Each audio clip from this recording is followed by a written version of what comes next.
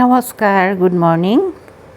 আজি তিল দি পেলাই মাছৰ চাটনি এটা ৰেচিপি লৈ আহিছোঁ। চাওকচোন, প্ৰথমে তিলখিনি শুকানে খোলাত ভাজি ল'ব। কেৰাহী বা খোলা আৰু যেতিয়া কিটকিটকৈ ফুটিব তেতিয়া আপুনি নমাই থ'ব তিলখিনি। এতিয়া কেৰাহী বা যিকোনো পাত্ৰ এটাত পানী দিব,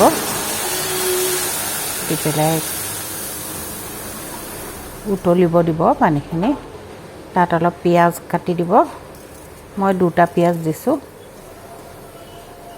আৰু এমুঠিমান নহৰু দিয়া ক্লিপটো ইয়াত নাইকিয়া হ'ল। নহৰু দিব। তাৰপিছতে মই এয়া লৈছোঁ ভাঙন মাছ, কিন্তু এইটো বৰিয়লা মাছ দি বেছি ভাল হয় খাবলৈ। ভাঙন মাছ দিছোঁ 6টা। কেঁচা জলকীয়া জোখমতে দিব। যদি ভোট জলকীয়া খায় ভোট জলকীয়াও দিব পাৰিব। মাজে মাজে লৰাই দিব। আৰু আপোনাৰ পানীখিনি শুকাই গ'লেই মাছখিনি সিজি আহিব। পিঁয়াজ জলকীয়া নহৰু সেইখিনিও সিজিব। এতিয়া আগতে তিলখিনি গুড়ি কৰি ল'ব। লগত যদি পটাত পিছে তেতিয়া লগত পিচিব পাৰিব। মিক্সিত গুড়ি কৰিলে আগতে তিলখিনি গুড়ি কৰি ল'ব। তাত এতিয়া মাছখিনি দি দিব, সিজাই লোৱা মাছখিনি। একেবাৰে সহজ, খুব কম সময়তে হয়, খাবলৈ কিন্তু খুব সোৱাদ হয়। ধনিয়া পাত থাকিলে দিব পাৰে, ধনিয়া পাতো দিব পাৰে।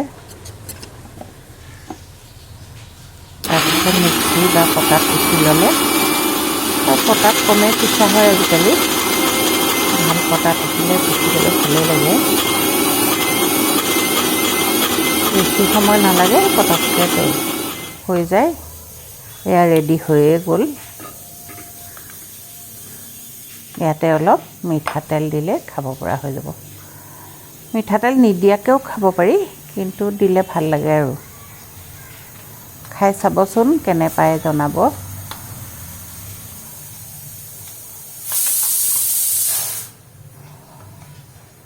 মিঠাতেল অলপ ওপৰত ঢালি দিব। যিকোনো সৰু মাছেদি খাব পাৰি এইটো চাটনি, খাবলৈ ভাল লাগে। চোৱাৰ বাবে ধন্যবাদ। আকৌ লৈ আহিম কিবা এটা ৰেচিপি। চাই থাকিব। বাই।